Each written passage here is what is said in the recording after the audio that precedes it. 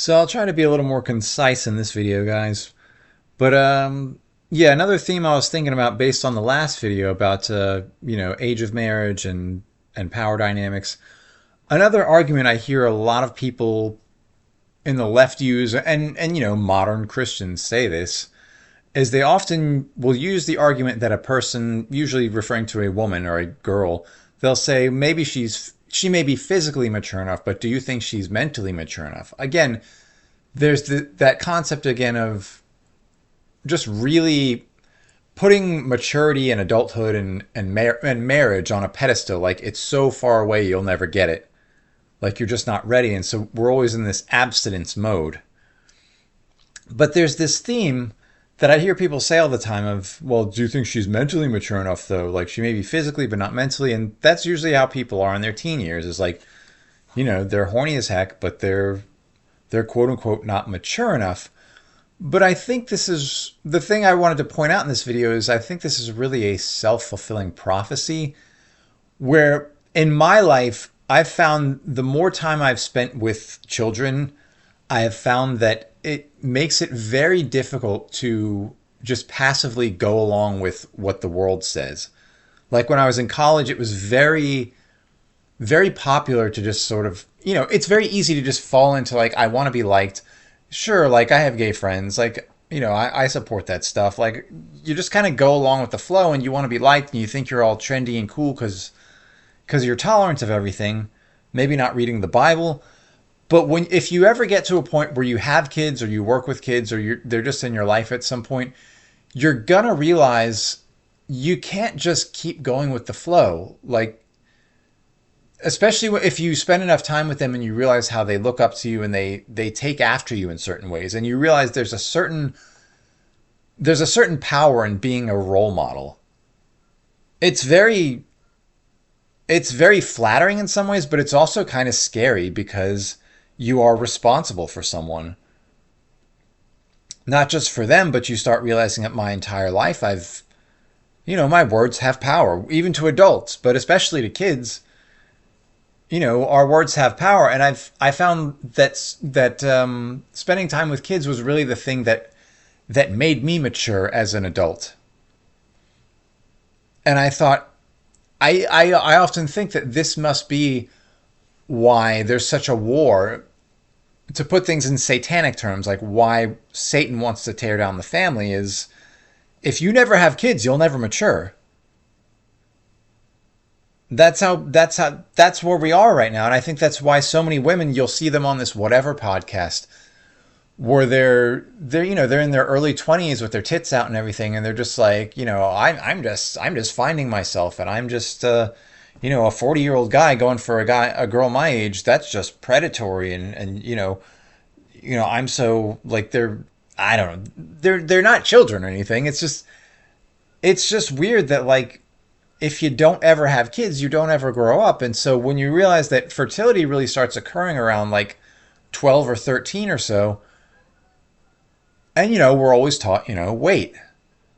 And you probably think this is really gross, but like in the old days, you would reach puberty and you would get married pretty quickly. Usually, I think in a lot of societies, guys would sometimes have to wait a few more years or several more years. Maybe you get married around like 18 or 20.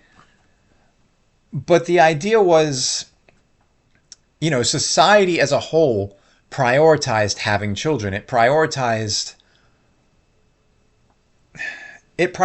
family.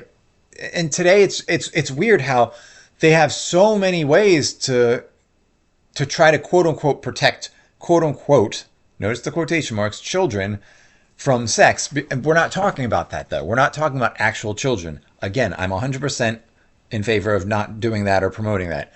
What I am saying is when you reach that age when you want to have sex, all they do is tell you to wait. And they'll do anything they can, whether it's hormone blockers today or age of consent laws or abstinence. They always have some narrative on the table to tell you you cannot do it now. And you'll wake up one day and you'll be like 40 years old and you'll be like, I can't have kids anymore. And as a woman, you may look back on your life and be like, I've been capable of bearing children since my early teens. Like, but it's just been wait, use it's always abstinence or use condoms. That's the debate. between the secularists and the so-called Christians is the Christians are always preaching abstinence, while the secularists are preaching safe sex and condom use and abortions. So no one's just saying, what if they just got married, though? They're going to have, it's like the liberals say, that if they're going to have sex anyway, you might as well teach them to do it safely. What if you just let them have fucking kids of their own and supported them as a family in doing so? Like, drop the whole narrative of, oh my God, my kids have to suffer on their own and I can't give them any money because they need to suffer and be responsible. They are responsible if they're obeying you, if they've obeyed you since childhood and they've put their trust in you and they've put their trust in the religion as you taught it to them. Give them some credit that they're hardworking people, that they take marriage seriously, and support them. Would that be so radical? I mean, how many cultures throughout history have been tribal and you reach the age of your fertile years and you just started having babies? And newsflash, you mentally matured because you had children. You had your priorities straight, and all of society had their priorities straight. Because their priorities were focused on having children, building family, and taking responsibility for the next generation. Nowadays, our priorities are, oh my God, how do we deal with unwanted children? Oh yeah, we abort them. How do we deal with, my child might be gay, my child might be trans. Oh, we need to invest billions of dollars into healthcare to prepare them for, sex change operations, to give them sex change operations, to teach, to provide schools for teaching them about their alternate sexual identity, when it's like, everyone's asking the question of what if your son's gay? What if your son's trans? Will you still love them? What if your son's a heterosexual who just wants to have sex with a virgin young wife and build a family? Oh my God, it's the P word. Oh my God, we can't allow this. I condemn it completely. As Christians, we condemn this. Wait, what? Wait, rewind 100 years, maybe 150 at most. It was normal to reach puberty and get married and have kids and have a society that prioritized bearing children, not castrating your kids by abstinence, hormone blockers, age of consent laws, etc., etc., etc. How many different ways can you say I'm not a Christian without saying I'm not a Christian? How many different ways can you say I don't want my kids to ever give me grandkids without saying I don't want my kids to ever give me grandkids? Oh, but they're too lazy. They need to work harder. I'm not giving them a penny. Oh, they can't.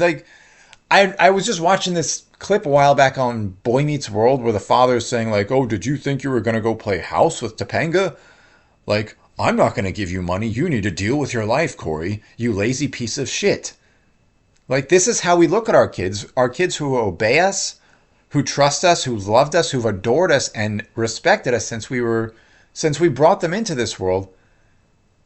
And you just throw them under a bus and you tell them, you're just an irresponsible a-hole. You don't deserve marriage. You just deserve to wait longer. They won't say it that way. They'll say, oh yeah, of course I believe in marriage. I just believe, of course I want my kids to be able to have sex just within marriage, just when they're old enough, when they've got all their ducks in a row, when they've got their career. Okay, when is that going to be? When they're 30, 40, 50 years old? Realistically, you should just tell your kids, look, just go fornicate like I did. Because that's what every Christian who gets up at the pulpit says. They're always like, oh yeah, don't have sex out of marriage because I did it. I did it in my teen years, or I did it in my 20s years. But you're a pedo if you do it now, or don't do it. Don't do what I did, basically. So they have no perception of how unrealistic that is. They think it was hard on them, looking back and oh, I learned my lesson that, sex out of marriage was bad. They have no idea what it's like to be the guy who actually waited. And I think that's a huge majority of Christian men who just do not want to talk about it because they know the ultimate shame for men in the church. I think, being a virgin male, especially beyond a certain age, is not seen in a good light. And it's a double, people talk about double standards between men and women. Women are treated like, sluts if they have sex out of wedlock or have too many guys. Men are not, but I think men have the actual double standard. Men and women, in contrast, have a different standard, but men have a double standard to where you're a bad guy if you fornicate because, I wish I'd done it differently and blah, blah, blah, blah. But if you actually waited, it's okay, well, now you're a virgin guy at what, 40 years old? You're going to go tell that to the church? You're going to go tell your testimony to to all the Christians out there, or all the non-Christians, like, aha, I waited till I was 40 years old and lost my virginity to my 38-year-old wife, and I'm so glad I did it that way. Like, where are these Christian testimonials? Every Christian testimonial starts with, I porked my ass off all the way through grade school, through college, like through those golden years. And then I realized it was sin and I encountered Christ. And then I broke up with my girlfriend because we were in sin. And then I married someone else, which is actually exactly the opposite of what the Bible teaches. It says if you deflower her, you're supposed to really marry her because you've taken something from her. The Bible's very much in tune with, women are the gatekeepers of sex, men are the gatekeepers of commitment, all that stuff. Women cheat with their bodies, men cheat with their resources. I know these are all like red pill sayings, but go read Matthew 19 again and tell me. Tell me that's not what he's saying. Because it's the only thing that lines up with the entire rest of the Bible. To say that Jesus is just coming along and saying, oh yeah, I hate polygyny. Like, I endorsed it all the way through the Old Testament, but now I just hate it. I don't get it. Or like in the 1900s, God just gave them a revelation at the what do they call it? The code of canon law. Like, I just gave Pope Francis or somebody a revelation that sex before 18 is a perversion, and like you should there should be no consequences for women who do these things before marriage. Even though there are death penalties in the Bible, like I said in the other video, but when it comes to the secular values we have, it's like, oh well, that guy needs the death penalty because he slept with a girl who was 17. Like, oh, that's child marriage right there. Ugh. Anyway, I'm cutting this one off short. I'm keeping it concise for you guys. Have a nice day.